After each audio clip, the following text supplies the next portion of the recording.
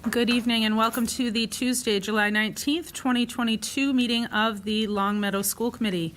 School committees and other public bodies will continue to hold remote meetings through March 31st, 2023 under new legislation enacted last week.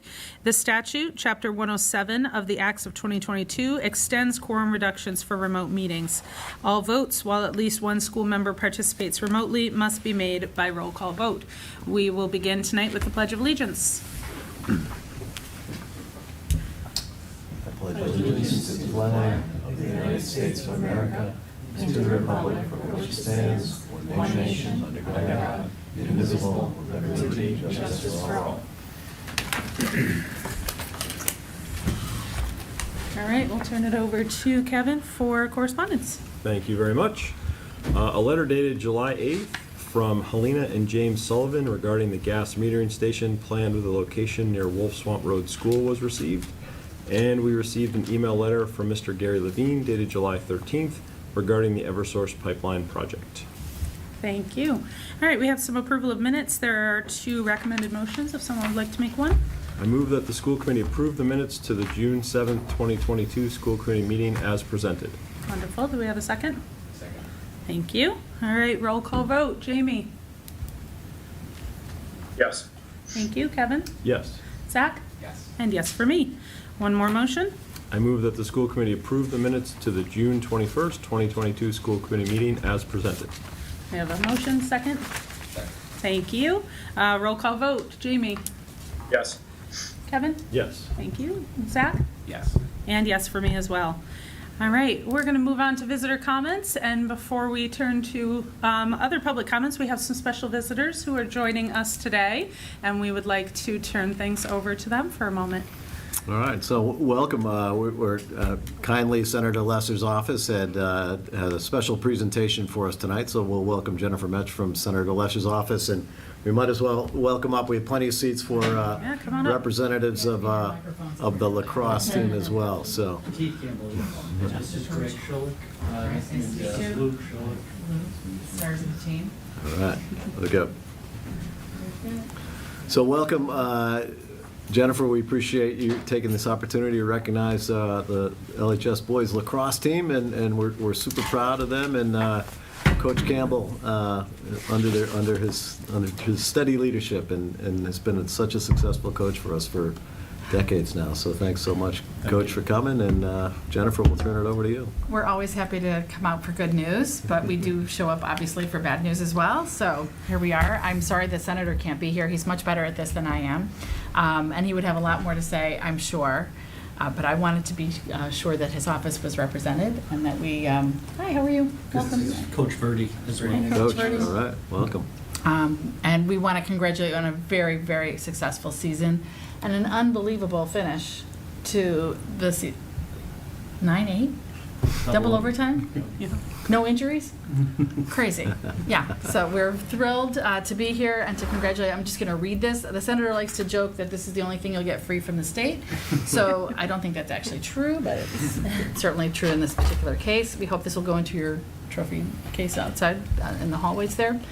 It says, Commonwealth of Massachusetts State Senate, official citation, be it known that the Massachusetts Senate hereby extends its congratulations to Long Meadow High School boys lacrosse team in recognition of your outstanding 2022 season culminating in winning the 2022 Division II Massachusetts State Championship. And be it further known that the Massachusetts Senate extends its best wishes for continued success, that this citation be duly signed by the President of the Senate and attested to and a copy thereof transmitted by the Clerk of the Senate. It is also offered by Senator Eric P. Lesser, and we extend this to the coach and obviously to the players who earned the title themselves. And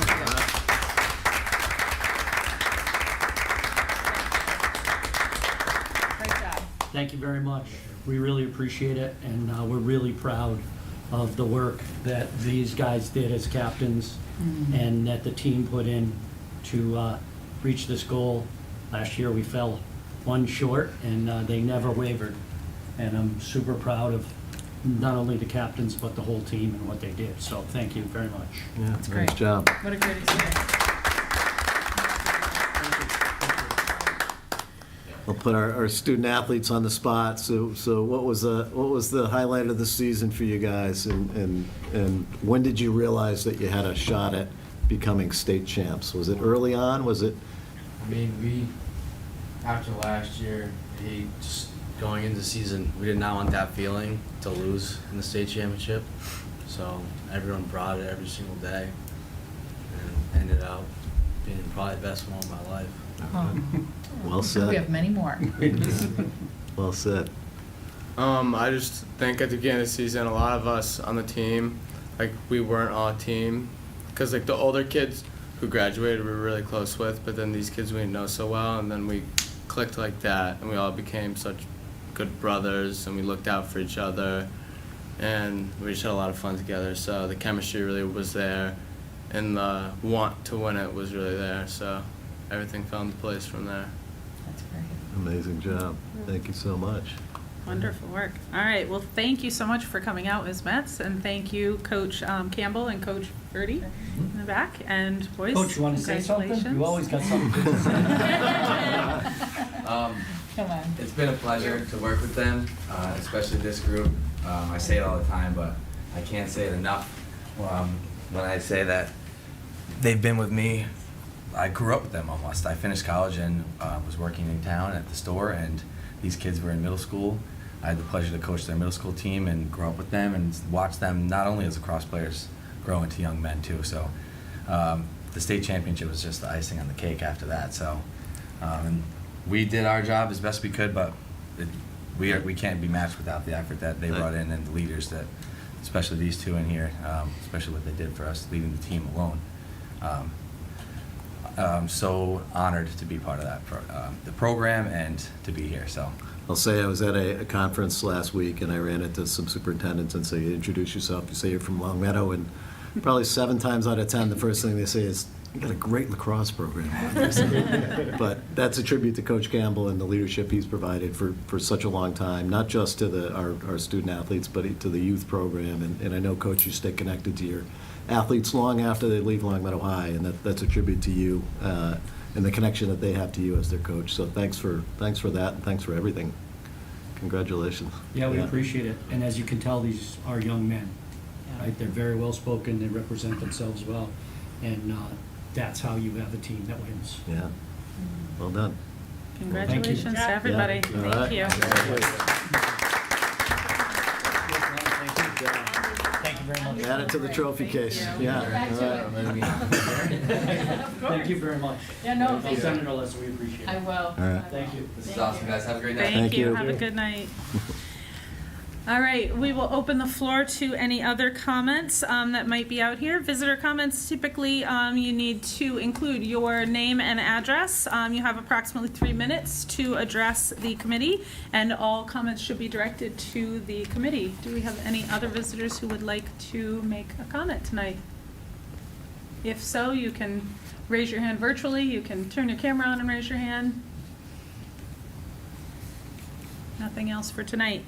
All right. Oh. Oh, wait, sorry. There you are. Hold on 1 second. There you are. Go ahead. Okay, hi. I sent a letter to the committee. My name is Gary Levine. I live in William Street in Long Meadow. I'm a member of the Long Meadow Pipeline Awareness Group, and I'm going to be taking over as chair shortly. What I wanted to ask you, and you're very kind to put this on the agenda already, I see that I'm asking the committee to join the efforts of the Select Board, the Planning Board, and the Energy and Sustainability Committee in sending a letter to MEPA in opposition to the Eversource pipeline project that is scheduled to impact both Long Meadow and Springfield. In 2019, the school committee did file a letter of opposition to the project when it was under the auspices of Tennessee Gas and Columbia Gas. After the state did hold a hearing for the Energy Facility Siting Board in Long Meadow. And I asked the school committee to issue a similar letter to MEPA this time around.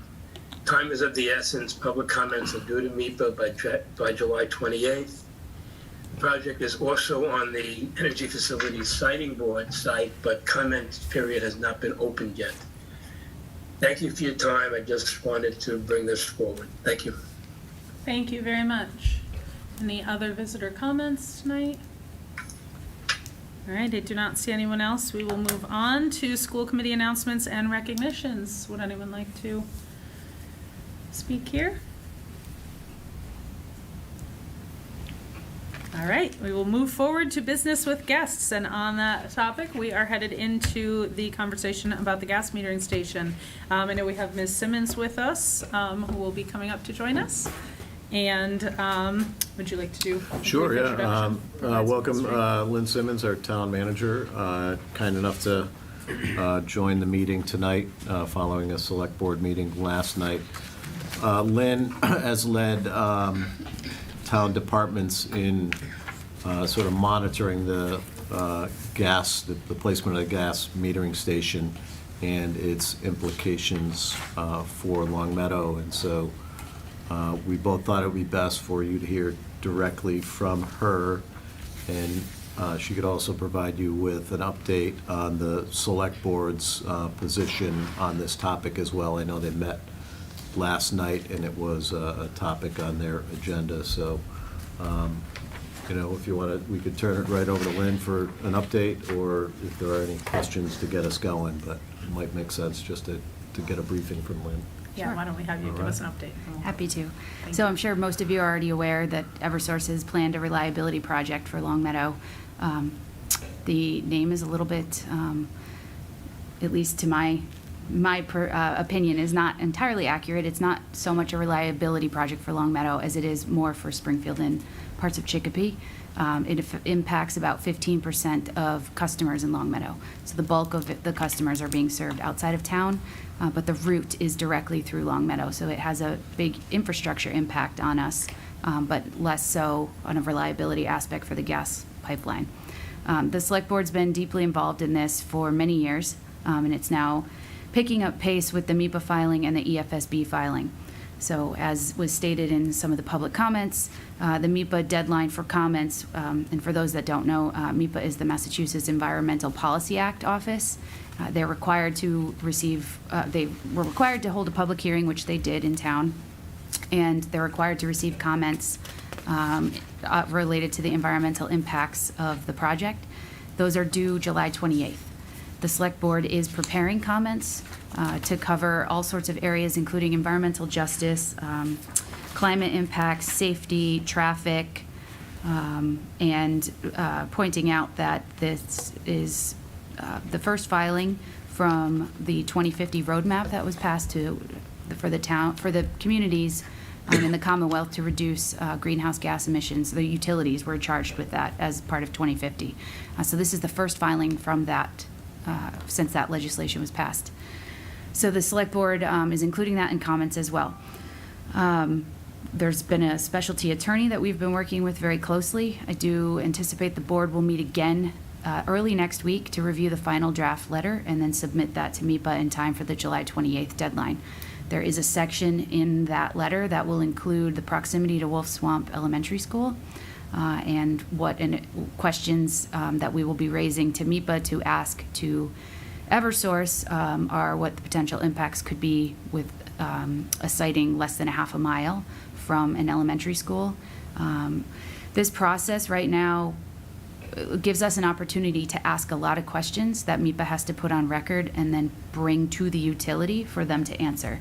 That's been some of the issue throughout the last couple years is a lot of unanswered questions. And so now we'll begin the process of hopefully receiving answers to those questions because they'll now be required to. After the MEPA process, or alongside the MEPA process, I should say, the EFSB process will start. That's the Energy Facilities Siting Board. They have filed with them already, but the project has not been noticed yet, which means the clock hasn't started ticking.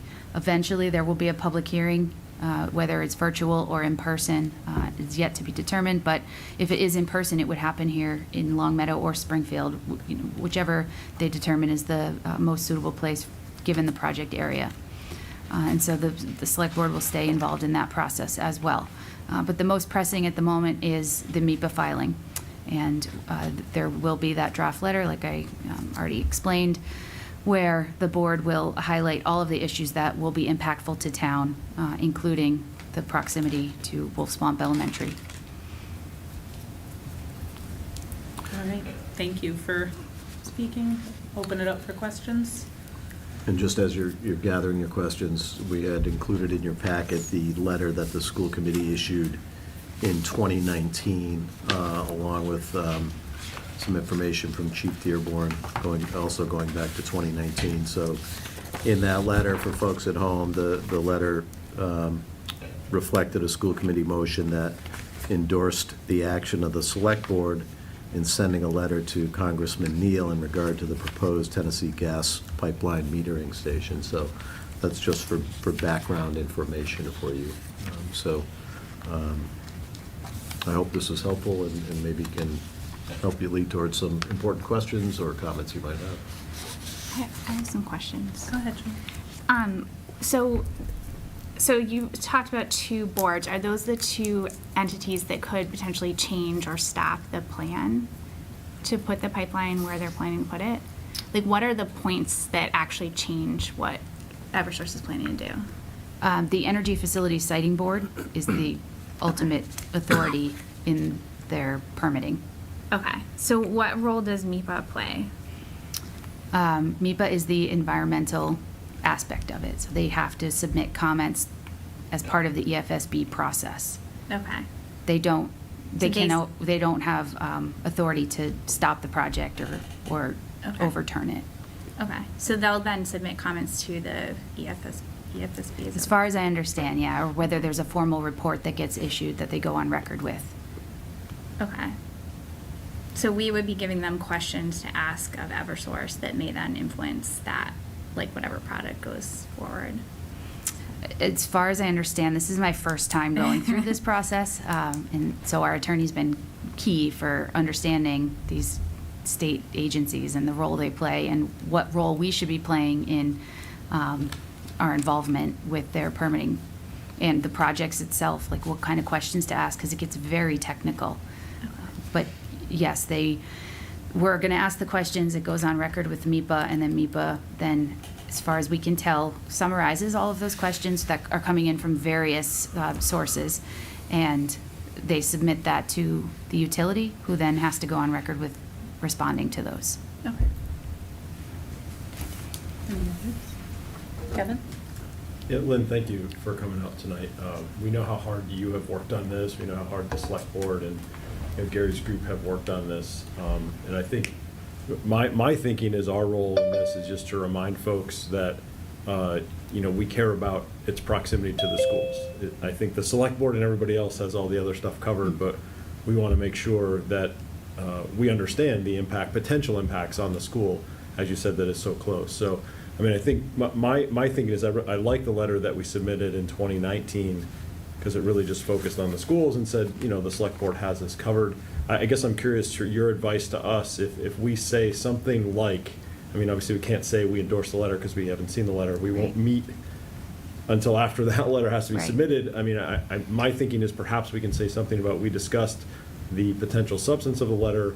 We are very much concerned about the proximity to the Wolf Swamp Elementary School, and we endorse the questions that the select board brings to you on behalf of, the school community or something along those lines. Does that sound good from your perspective, or what advice would you give us on what we might send to MIPA or anyone else? Yeah, I think that sounds like a great approach to take.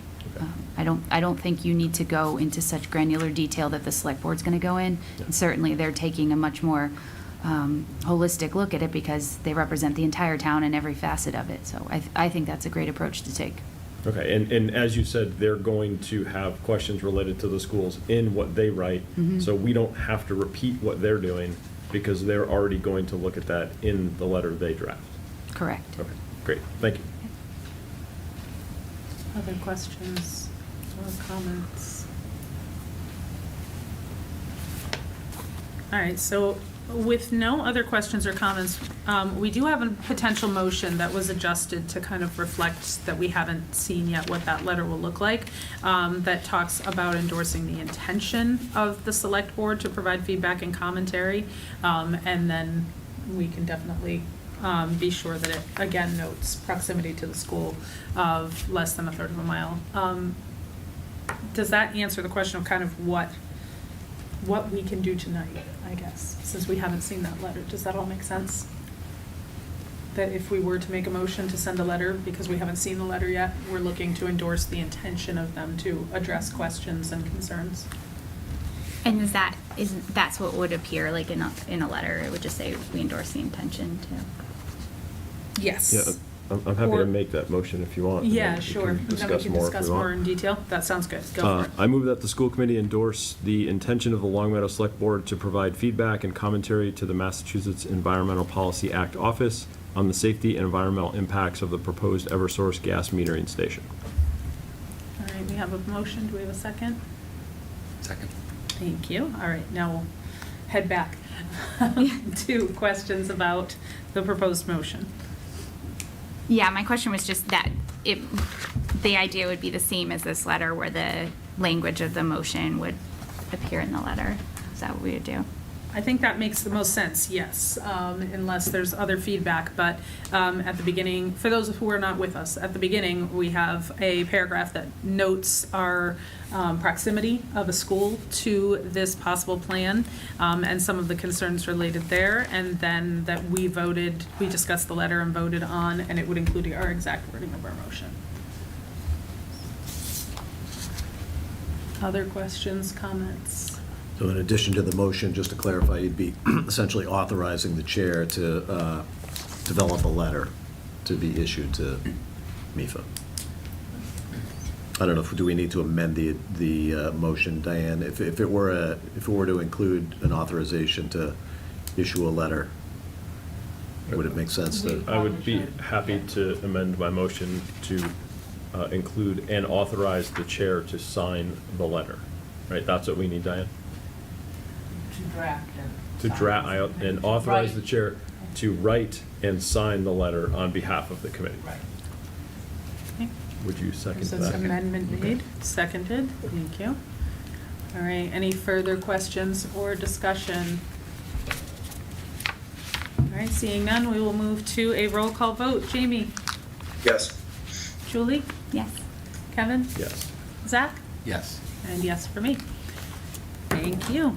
All right, thank you so much for coming. We appreciate you Thanks, taking the Lynn. time to Thank you. be here tonight. All right, we are going to move on to administrative reports, and Superintendent, we'll turn that over to you All right. for your report. All right, just pulling up the report, if you could excuse me 1 second. No problem. Thank you for coming. Diane, was there a hard copy in any of the packets at all? No. No, okay. All right. That's okay. Excuse me. So a few items, I had emailed the committee just with some information for this meeting. I wanted just to remind the committee, we have the school committee naming subcommittee is meeting July 21st. Do I have that date correct? Yeah, we're also looking at pulling together the subcommittee to work on the establishment of the school building committee. I think we have a date, August 2nd tentatively for that, so thank you for that. Appreciate the committee's support of my attendance at the recent superintendent's annual institute. It was incredibly valuable, great chance to connect with others in the field, but to hear from some really powerful keynote speakers. Had the opportunity to hear from Ibram Kendi and hear his views on anti-racism and how we can advance our equity and inclusion work. Really fascinating conversation. Also, some really valuable sessions from the MSBA, and heard from some districts that are doing some great work to support student mental health. So really appreciate the chance to get down there, and it's a good chance to sort of think globally and strategically about the work that we're involved in. Would mention that the Blueberry Hill principal search is still underway. Thank Zach for his involvement, for representing the committee in that work. We have developed a set of interview questions, and we've identified candidates to be interviewed. We'll let those candidates know first thing tomorrow morning, and we'll be interviewing on Thursday afternoon into Thursday early evening. The hope is that we have identified some finalists for consideration, sort of more public consideration by the wider community by the middle of next week.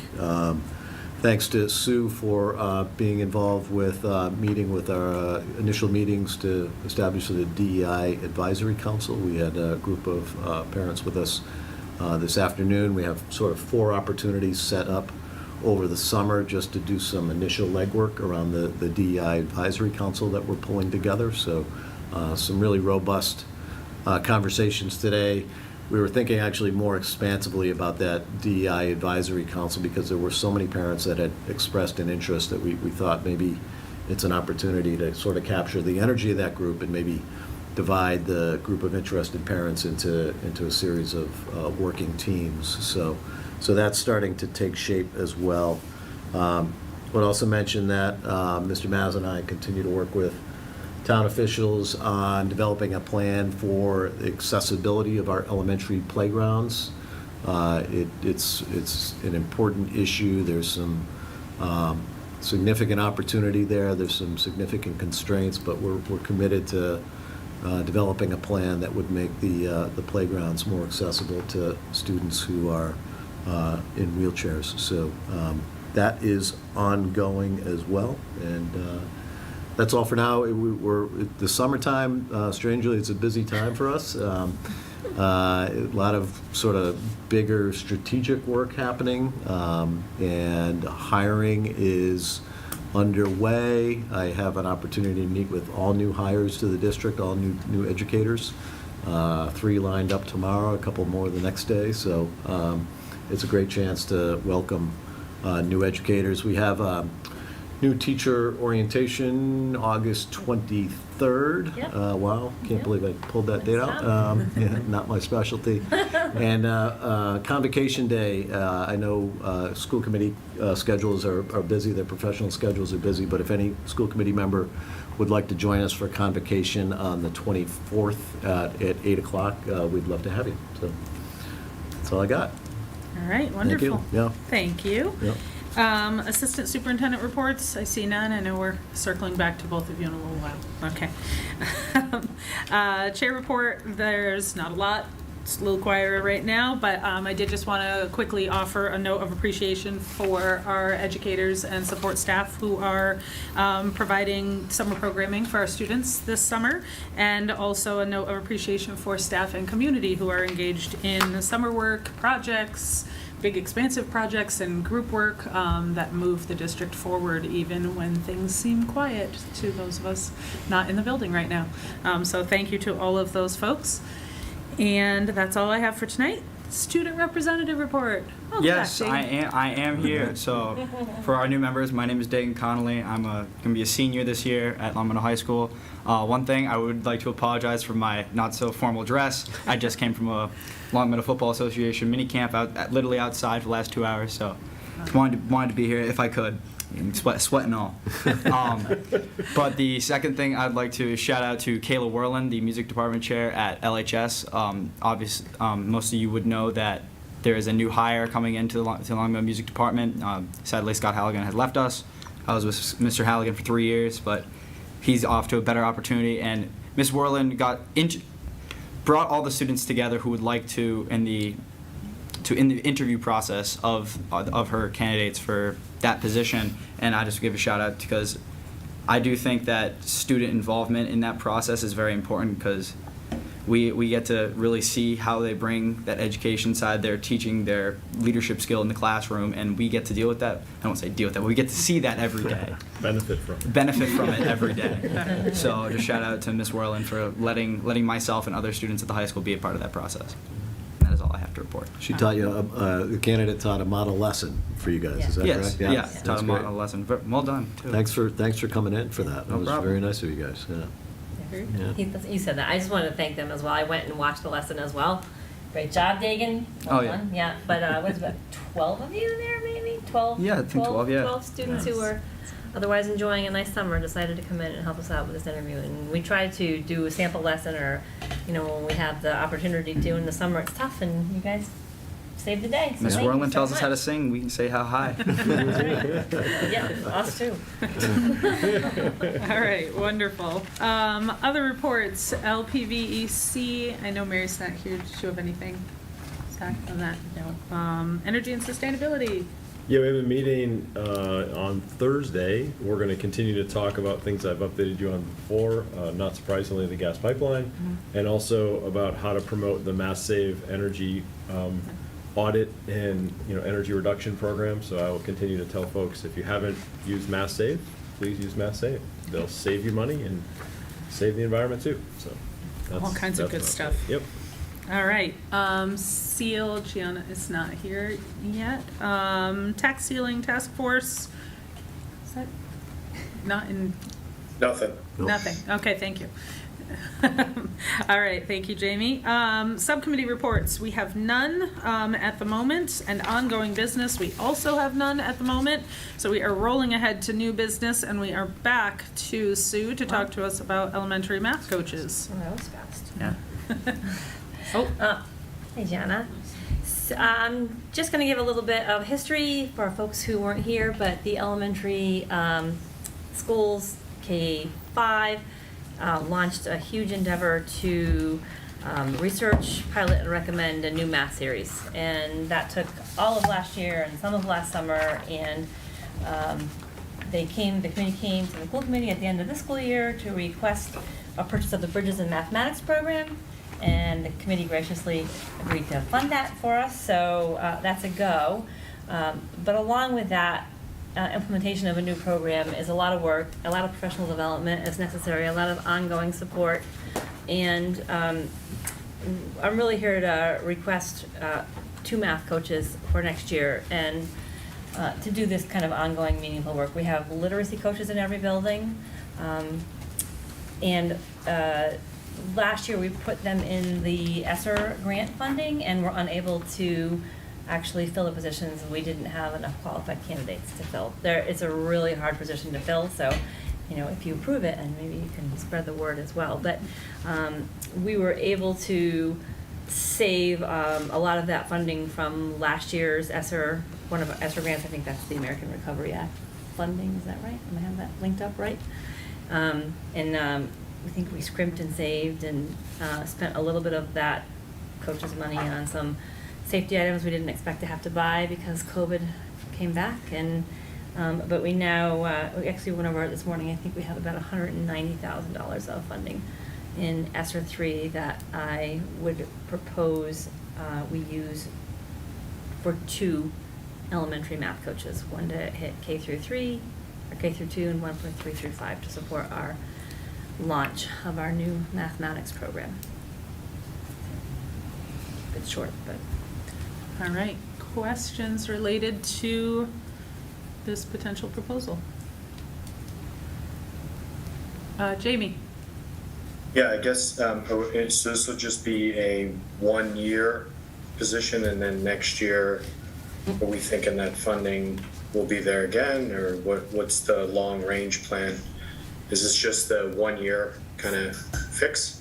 So I think we'll have to advertise it as a 1-year, Jamie. The funding is not reoccurring, at least in this grant, but I think throughout the year we'll be watching for opportunities to fund it ongoing, but at present it's just for this year. Tom's shaking his head yes, so I gave the right answer. Okay. How much will this use, how much will we need to use for these positions? A pretty big chunk of that money, I'm assuming?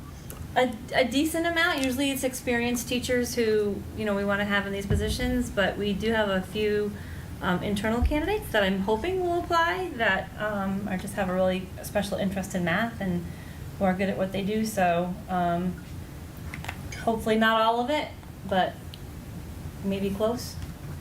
And just my last question on it, will these 2 obviously bounce around to the 3 different elementary schools? There won't be one dedicated and then one that bounces between 2. Both of these individuals will be at all 3 schools? Yes. Yeah. Okay. Yeah. then I'm good as long as we're sharing the wealth across the district. We're I'm sharing. good with it. Yep. All right, other questions and/or comments? Yes. And again, just to be clear, this is not part of the budget that we passed because this is money that we were able to roll over from the grant, and so it has no impact on our budget for next year. Correct. Right? Yes, we will need to do a budget amendment Sure. at some point, but in terms of changing the budget that was passed at this point, has no impact. Thank you. Gotcha. Zach? Yeah, as a parent of a couple of kiddos who have experienced some learning gaps as a result of COVID and virtual learning, I really appreciate the focus on the elementary level. And I would also be curious if we were to consider whether or not this was something that we wanted to continue beyond a one term, having some data to look at in terms of the gains that have potentially been made over the course of this year, so that around the budget season next time around, we're able to kind of look at that data to determine whether or not the investment is worthwhile to continue. Great. Very good. Makes Yes. sense. All right, other comments, questions, and/or motions will also be taken. Yes, go for it. I move that the school committee add 2 math coach positions at the elementary level to the budget funded by the ESSER 3 grant. All right, we have a motion. Do we have a second? Second. Thank you, Gianna. All right, any other conversation or questions on this motion? All right, roll call vote. Jamie? Yes. Julie? Yes. Kevin? Yes. Gianna? Yes. Zach? Yes. And yes for me as well. All right, wonderful. We are moving forward to our food service contract renewal. Mr. Massa, we turn it over to you. Thank you, and good evening, everyone. In your packet tonight is a draft document for an amendment for our contract with Fresh Picks Cafe. They are the vendor that operates the food service program for us here in the Long Meadow schools. So under regulation of the USDA's, we're required to only enter into 1-year contracts with up to 4 renewal years. We would be entering into our 5th year of operations with Fresh Picks. So if it is approved, either way, come winter and spring of this coming year, we would have to go out through a procurement process to receive sealed bids and select a vendor for the following year. The update would be to run the program under the National School Lunch Program, which would be a paid lunch, a paid free or reduced meal program. There is some speculation, though, that they may extend the universal free lunch program that has been operating for the last 2 years. So I think I'm going to ask the committee to wait to see if some additional information comes out from now until our August 9th meeting. That would, we'd still be able to proceed with the amendment, but it would potentially impact the overall budget based on if all lunches are served free, as we've seen a significant increase in the number of participants in the meal program from pre-COVID to when the meal program was offered universally free. We went from about 30% up to about 55% participation. So it's in there for you to look at. Please reach out and let me know if you have any questions about the program or about the amendment. The other piece that we will have to consider is a potential increase in the rates for paid lunches, both for student and adults. Our current rate structure has paid meals at $2.75 at elementary, $3 at middle school, and $3.25 for the high school, and adult meals are at $3.50.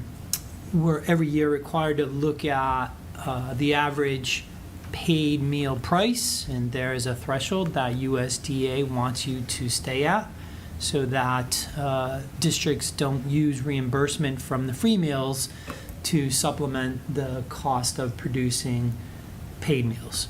So that rate right now is $3.31, or it will be for next year. So our average price is below that. I would probably recommend a 25-cent increase across the board for the meals. And I would probably recommend we approve it at the next meeting, even if it's a universal free program. That way our adult meal price stays ahead of where we need to be charging. So again, for tonight, it's informational, but I'm happy to answer any questions tonight, or if anything comes up over the course of the next few weeks, please don't hesitate to reach out to me. All right, any questions for Tom on this? All right, wonderful. Moving forward, the annual Massachusetts Association of School Committees and Massachusetts Association of Superintendents Conference is going to be held November 2nd to November 5th in Hyannis, Massachusetts. There's some information on the conference provided in our packets, and also more information found online. Any school committee members who are interested should reach out to Diane via email and let her know that you're interested, and we would be happy to have folks go if that's something you can work out. Moving forward, we have the middle school building project. We will turn that over to you, Dr. All O'Shea. right, thank you. A very brief slide deck that'll help us kind of understand where we are with the building project. It is sort of starting to get real for us, I guess, is the best way to say this. We are, the work is underway, and it's very exciting. So the process for building with the MSBA is laid out in this slide, and as you can see, we are at the earliest stage. We're in that eligibility period, which is where we have a series of responsibilities that we need to fulfill in order to advance through the process. I'd say that being in the eligibility period, it's sort of no guarantee that the MSBA would advance us in the process. It's likely, if we do our due diligence and we do it well, the chances of us being advanced into the feasibility study phase and being advanced into the project funding phase and the construction phase is very, very good. But there's some important work that needs to happen right now during the eligibility period. Our eligibility period, and again, this is just a back way up, establishes our eligibility to address the physical plant needs of our two middle schools. So 2 buildings that are at the end of their useful life, essentially, and 2 buildings that have served us well, but their needs really go way, way beyond what the town can address using typical capital planning or typical capital funding. And so we're fortunate that the MSBA has invited us in, and that we are about to commence our eligibility to address those 2 buildings through the MSBA process. So this slide here explains what needs to happen over the next 270 days. And I'll touch on each of these briefly, but these are tasks that we are responsible for. I've begun talking with Nicole as our chair, and also we've begun meeting with town officials on these tasks as well. So just briefly, the initial compliance certificate, this will require some action by the school committee at your next meeting, and this essentially confirms that we're prepared to adhere to all the MSBA regulations and statutes associated with participating in this grant program. So it's a dense document. We will, at every stage, we'll be sure to involve our council as needed, but it's a statement that confirms our commitment to the regulations and to the grant program. The next important thing that needs to happen is to establish a school building committee. And so, actually, I might have the school committee subcommittee that's working on this is set to meet. I have the date July 1st. I think it's actually August 2nd, so my apologies. But our intention would be to put together a process to round out the roster of that school building committee. Many of the slots are designated by the MSBA. but, they're specifically assigned to elected or appointed officials, but there are some at-large positions that we will need to kind of reach out to the wider community to see if there's any interest. Ideally, you're in putting people on that building committee that have some experience with design or architecture or construction, and also obviously have some understanding of public education. We've also already begun to complete an educational profile questionnaire. This is simply a series of spreadsheets where we explain to the MSBA what our current configurations are with regard to facilities, teaching methodologies, grade configurations, and program offerings. It's sort of their initial way to understand who we are educationally, but I would definitely underscore the fact that this is not like sort of part of the visioning process that would come later if we advance in the process.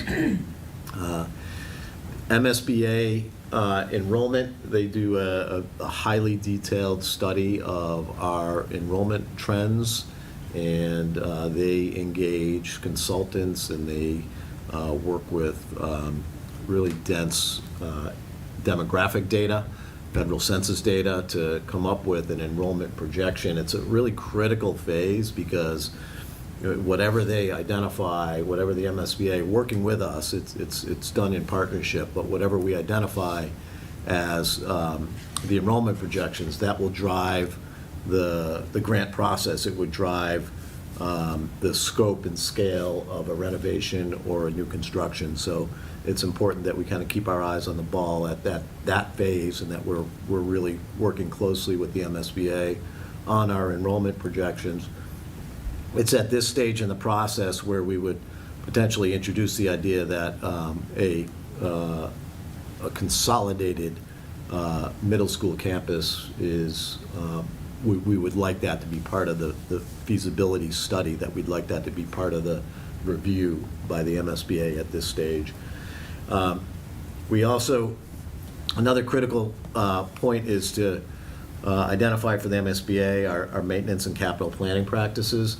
And this is critical opportunity to explain to the MSBA what our staffing levels are with regard to maintenance, budgeting practices, capital planning practices. They'll want to know everything having to do with how we maintain our buildings, the work order process, sustainability initiatives. They want to understand our maintenance practices. If we demonstrate to the MSBA that our maintenance practices meet best practice, we would be in a better position with regard to reimbursement from the MSBA. So we'll work closely with town officials on that, just to make sure that we demonstrate the close attention that we take to the maintenance and capital needs of our buildings. And I think it's important that we begin to think about October 25th. That's the date of the town meeting, and it's potentially at that town meeting that we would seek authorization to fund and proceed with a feasibility study. The structure of that financing would be determined by town officials and the select board working with the school committee. Too early to talk about what how that feasibility study would be financed, but it's an ambitious study of the sites, the potential configurations. There would be consideration to the configuration of the schools, the traffic patterns. It's a significant undertaking that would help us understand what our options are moving forward to address the needs of our two middle schools. So it's important that we begin to think about that, and we begin to work closely with the select board on seeking authorization to fund that feasibility study and to proceed with the feasibility study. And then by the end of this eligibility phase, the goal would be to have an agreement with the MSBA to undertake that feasibility study. And assuming that we take care of these deliverables, then the MSBA would presumably allow us to advance in the process to address the needs of our two middle schools. So the work is certainly underway. It's exciting work. It's work that, you know, really has the potential to shape the future of Long Meadows Public Schools for decades to come. So you can expect at your next meeting that we'll dive into this with that initial, the initial certificate, compliance certificate. So that's just a quick update of where things stand and what the next 270 days look like in our partnership with the MSBA. So if you have any questions, happy to answer. All right, we'll open up for questions. Gianna, how are you? Sorry, Nicole. I jumped. Go for it.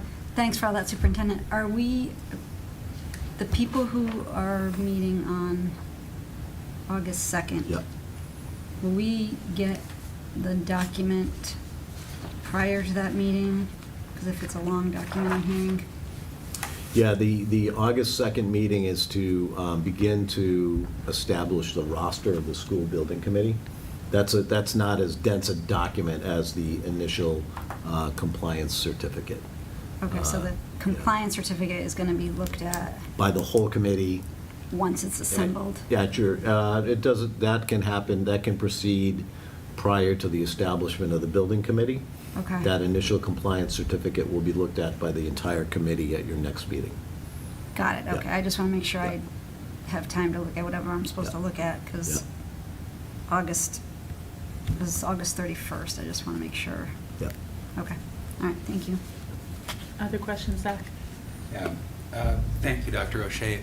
I appreciate the longer look, and I'd be curious to know if we've thought, I don't know that I've lived in town long enough to have an opinion on this, but one of the common critiques I often hear about town meeting is that it's really challenging for young families to get to during the weeknights.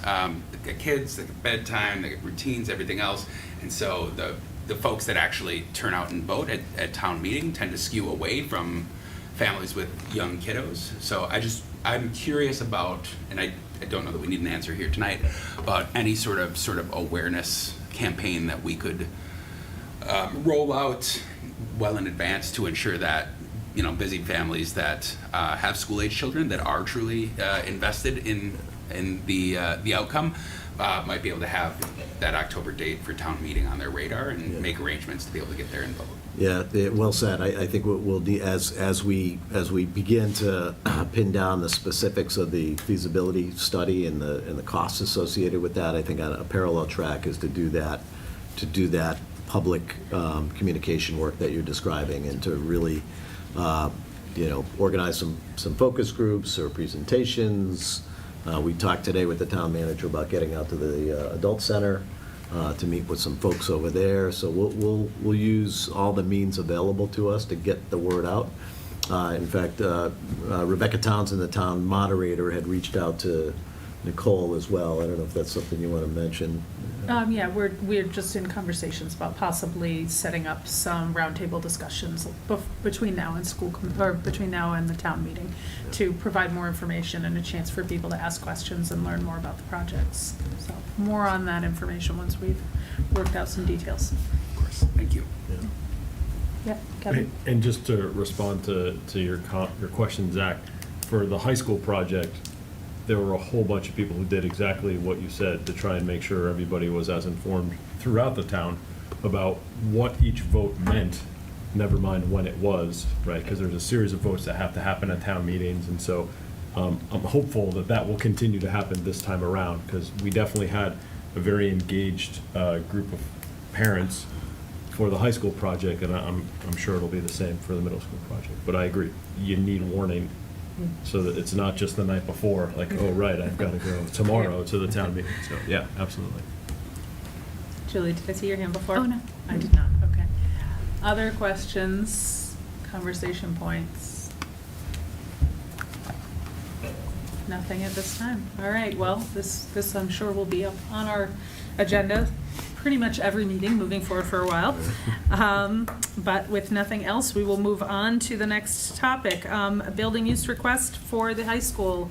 I'm guessing, Tom, that's going to be you? It is. There's a request for use of the high school auditorium and cafeteria on Thursday, December 15th by Bay Path for a pinning ceremony of 60 physician assistant students. But I think I want to hold off approval tonight, and there's some conflicting information about whether there's a conflict at the high school. There might be a concert either somewhere around that date, so I would not want to have it impact rehearsal for the concert or the ceremony for Bay Path. So I'll ask you to maybe table it and put it on the August 9th agenda. All right, that works. Thank you. Any other comments or questions on that? I'm guessing no. All right, there are no executive sessions planned, so on that note, I am happy to await another motion. Move that the school committee adjourn the July 19th, 2022 school committee meeting. All right, we have a motion. Do we have a second? Second. Thank you very much. Roll call vote. Jamie? Yes. Julie? Yes. Kevin? Yes. Gianna? Yes. Zach? Yes. And yes for me as well. Thank you very much, everyone, for coming out tonight, and we look forward to seeing you all on August 9th.